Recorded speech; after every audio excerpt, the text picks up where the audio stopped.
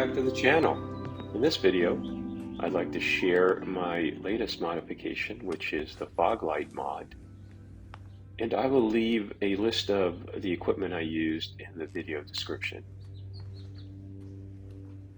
I live out in the country and I needed more light. So when I was choosing what kind of light to use, there was a lot online to choose from, actually.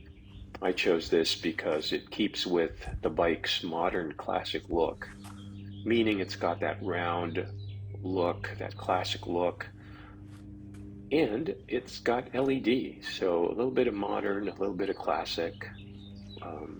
You can see when we're coming close to it on the side, you can see the cooling fins on the light itself as well, right there. I also used a 2-position switch because this light has a position light, which I use as a daytime running light. It shows right there, just a little strip of light on the top. It is really on the bottom of the light, but I mounted this light upside down so it shows on the top on my setup. The amber cover is just an add-on. It's like a $6 or $7 add-on that clips to the light. The light package itself came with a black stone shield cover that I will show at the end of this video. So let's turn on the light and let's show you what this looks like. Alright. That's how it looks with the motor turned off. And if I could figure out a way to wire this thing so that just the front LED light on the headlight would turn on when the motor's on, I would do that, but I asked my dealer and he said the US spec, there's nothing I could do about it. It's when I turn on the ignition, the headlight turns on with the LED daytime running light. So that's how she looks like with all the lights turned on. And this is during night. This is with just the headlight on. We're going to turn on the switch here and you can see first the daytime running light and how that looks at night at a distance. And we're going to switch on the fog light. And that's what motorists see. We are out riding down a back road where it's really dark and I do have my high beams on.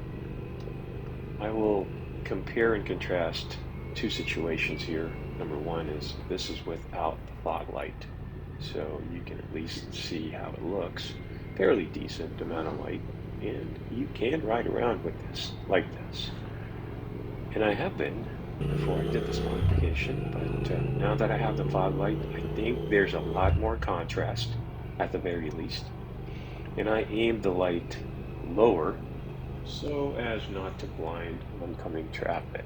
And I've had this set up for a few days now, and I haven't really had anybody flicker their lights at me, indicating that they're getting blinded by my light as I approach them. And you will see later in this video, we will have a couple of people that I come across with on this 2-lane road, and it didn't seem to bother any of them. So it works just fine. Here comes one of them, actually. As you can see, perfectly fine. Here's the other one. And it's a 2-lane highway, so I'm right up next to them and really doesn't blind them, even with my high beams on. So lastly, I want to show what it looks like without the stone shield. This is the stone shield it came with. And it's got 4 clips right there. And that's what clips on to the light itself. And be careful not to touch the hot exhaust, otherwise it will melt that stone shield. So it just clips on there. Alright. You can see where it clips onto. just like that.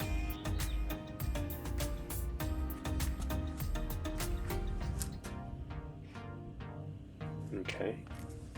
And it's very easy to remove, and I'll show you that as well. Just use your fingers and just gently